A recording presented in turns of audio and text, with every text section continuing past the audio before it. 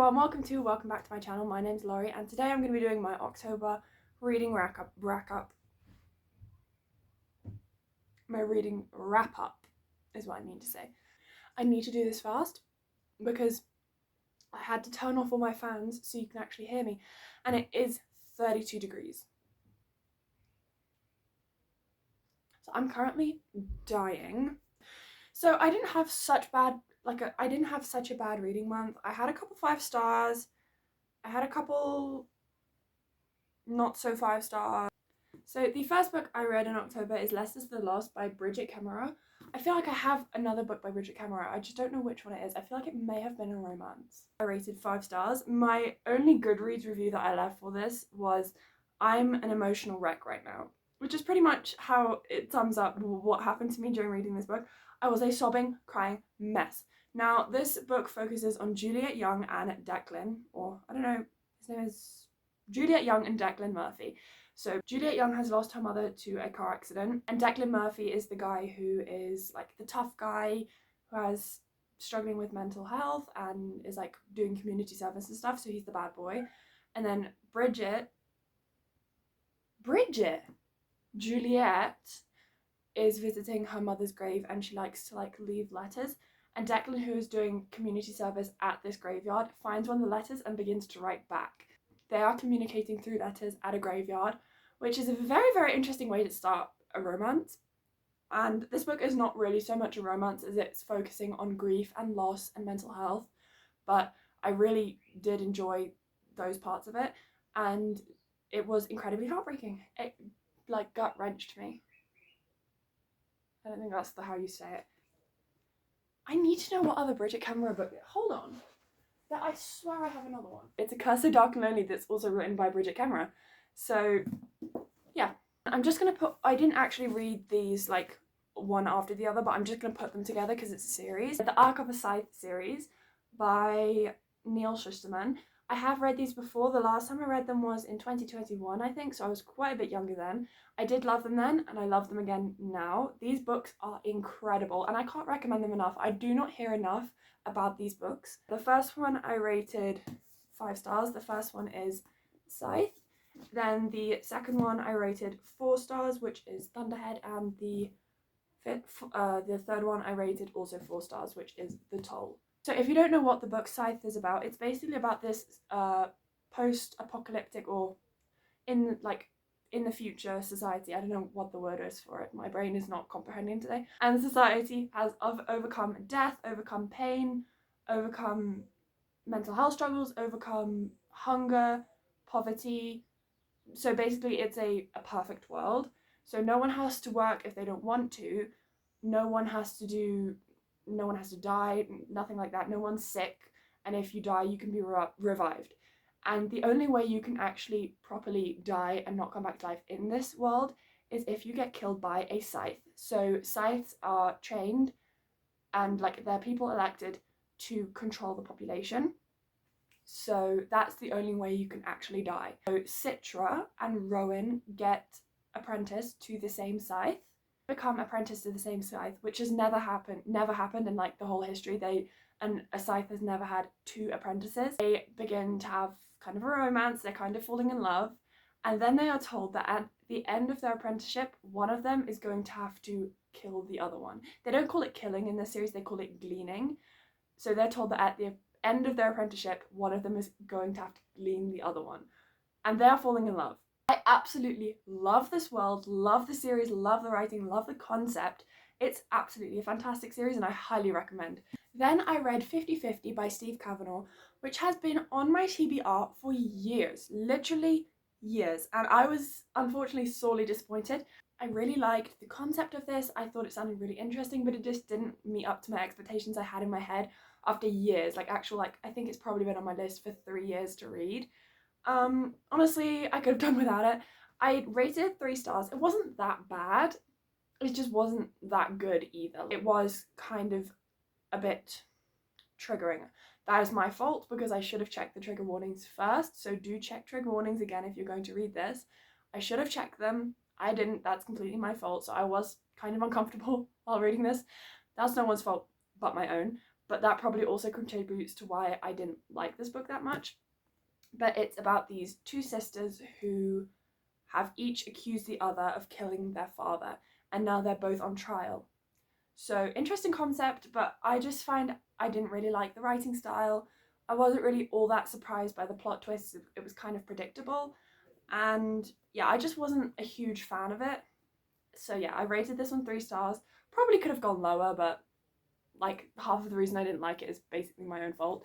Then we come to by far my worst read of the year.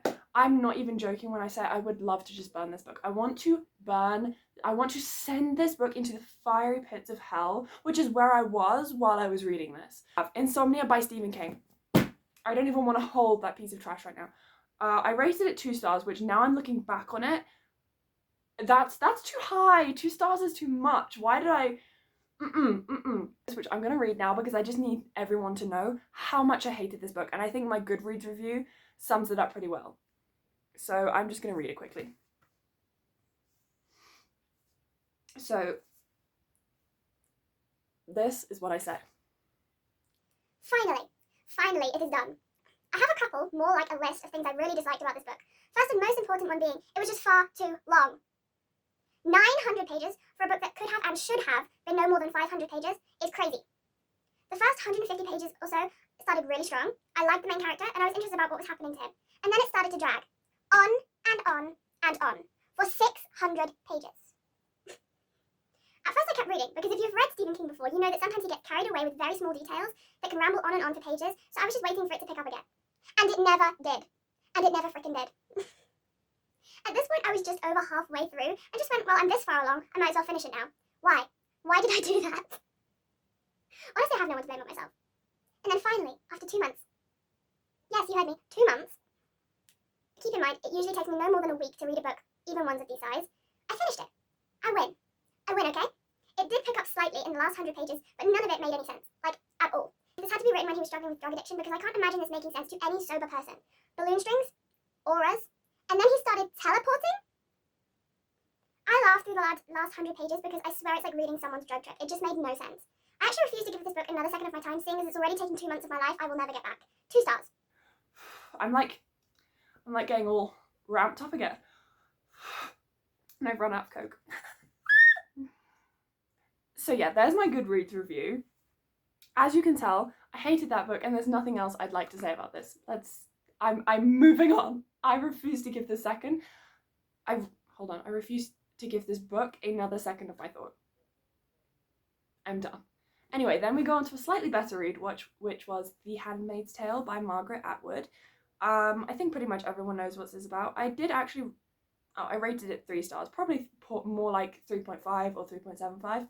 I really enjoyed this. I just didn't find it very realistic. Like, I did think it was absolutely so disturbing, so creepy, and like deeply, deeply uncomfortable to read.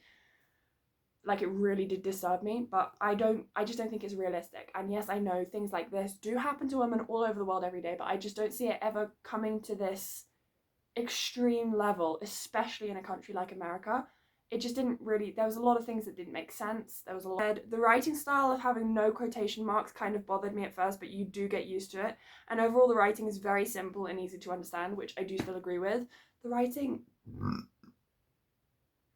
is very easy and simplistic to understand, so if you are looking for a classic to read, this one would be a good choice because it's very simple to understand. There's not like complicated or flowery language, or there's not complicated or flowery language or anything. It's very, this is how this is and this is how this is. So it's quite easy to understand. I also said some parts of the book I just don't understand, and I do need to do some more research because there's some parts I just don't get, like, is this just in America? Is it the whole world? How did this whole situation start? And definitely did its job at being incredibly disturbing and creepy. Then lastly, we have my favourite book of the month by far, which is Mile High by Liz Tomford. This book was incredible. I cannot even, like...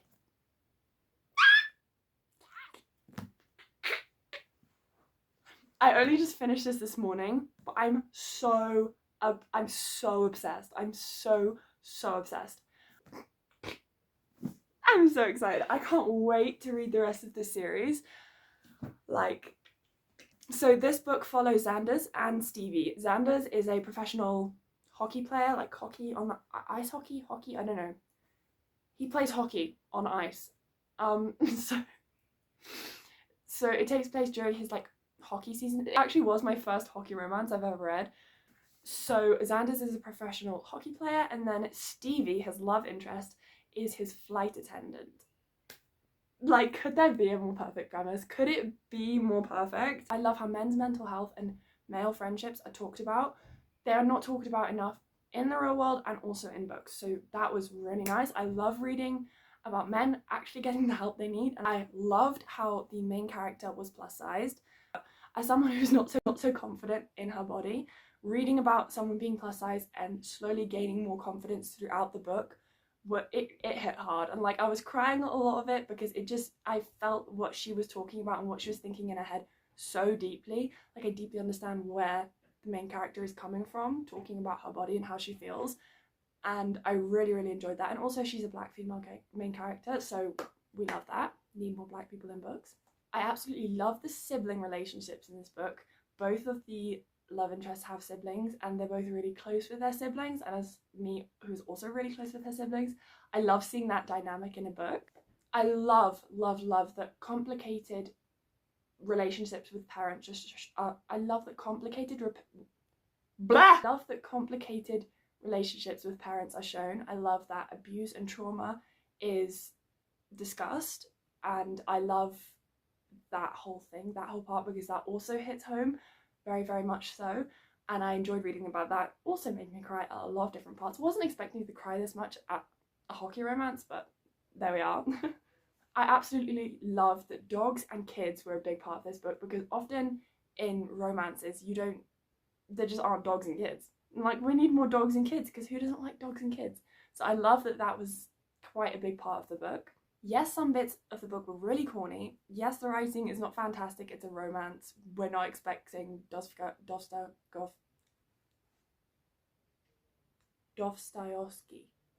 I'm like, what the heck? Let's just pick some. We're not expecting Jane Austen. We're not expecting Jane Austen, okay?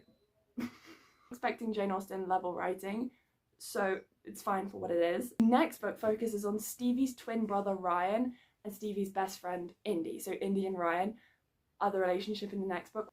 Can you tell I'm actually sweating balls over here? Bullets, balls. I'm so hot.